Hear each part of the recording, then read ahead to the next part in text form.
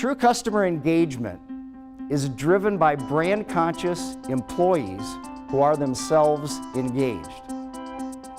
True customer engagement, notice I don't say loyalty, but true customer engagement is driven by brand-conscious employees who are themselves engaged.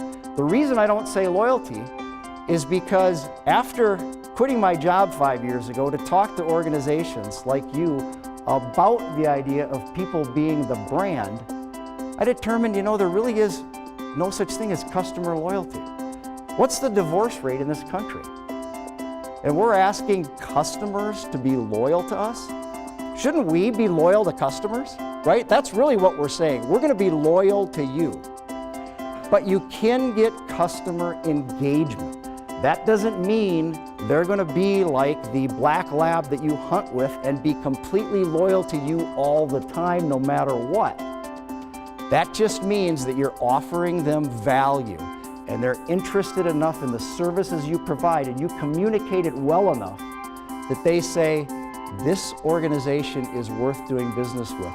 A brand tender is a person in an organization who understands the brand, can communicate the brand, grows the brand, and tenders that brand every time they interact with somebody, just like you would a dollar bill, just like currency.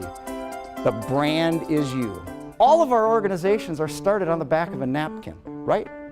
They always start with 1, 2, maybe 3 people, and a line or two about what we do, what we want to aspire to be. That's the key for every organization. I don't care if you have 1 or 2 people in your organization, or you have thousands of people in your organization. Our organizations are all born out of a single idea, a single way that we're going to take care of people, the way we're going to grow the business. At that point in time, it's just a dream. But what makes that dream reality then is how they implement, how they execute. And boy, it gets harder and harder and harder as the years go by to get back to that simple couple of lines on the napkin and remember what we're good at. We get caught up in the day-to-day, we get caught up in acquisitions, we get caught up in growth, we get caught up in regulations, all of that stuff, and we forget, what did Larry write on that napkin? When they were forming this organization, what was it about? And are we grounded in that? So I tell you that all of the advertising, all of the marketing, and all of the branding that you do or invest in is always at the mercy of employees, isn't it? It doesn't matter how good, if you run a commercial on the Super Bowl, if you're telling America, here's what you're going to do, and when America stands in line or gets on the phone or gets online, and they see this, and it doesn't match up, we're pretty sophisticated buyers now, aren't we?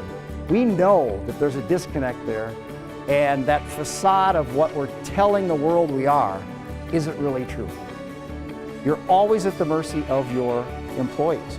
So when we say what a brand is not, a brand isn't, sorry to diminish the importance of building a logo, but a brand is not a logo. The brand is not your buildings. The brand is not your advertising. The brand is not your brand that you want to portray to the marketplace. Your brand is built by relationships that people have with other people and the value that they show those consumers when they interact with them. And I'm not talking about just in person. It could be on the phone, it could be online, however it happens to be.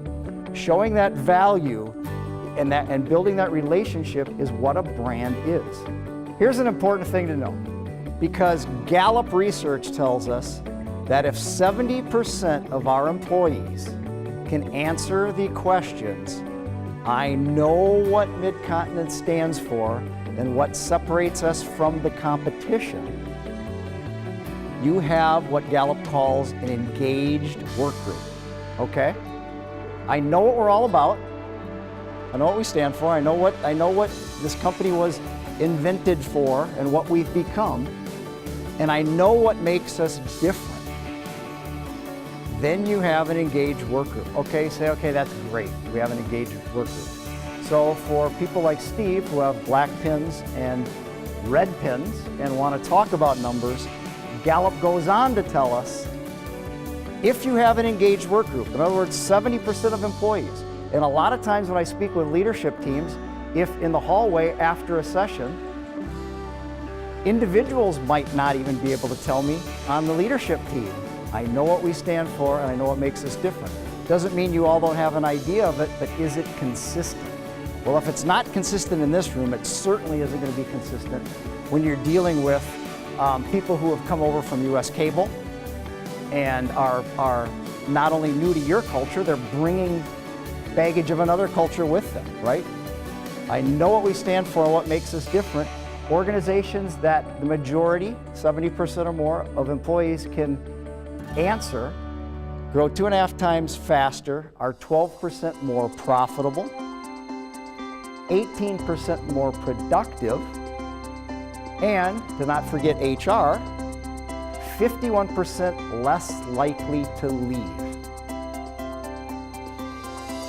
They're connected to the organization. They understand what you're about. They can get into it, right? They know what not only they're supposed to do from a daily technical job skills point of view, but they know what the greater good is all about and what your organization is about.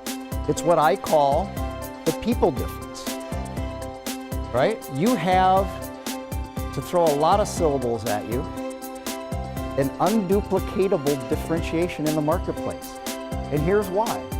Because all of the personality, the generations, the styles, the experience in this room, no other company on the planet has, right?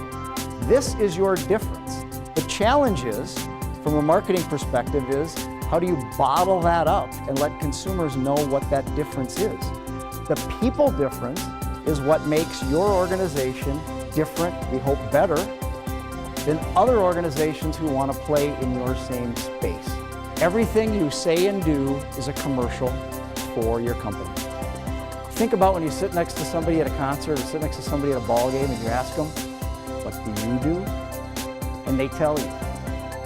As they're talking to you, if you don't know what that company is or haven't heard of that company, whatever they say and do during that concert or ball game is your impression of that company, isn't it?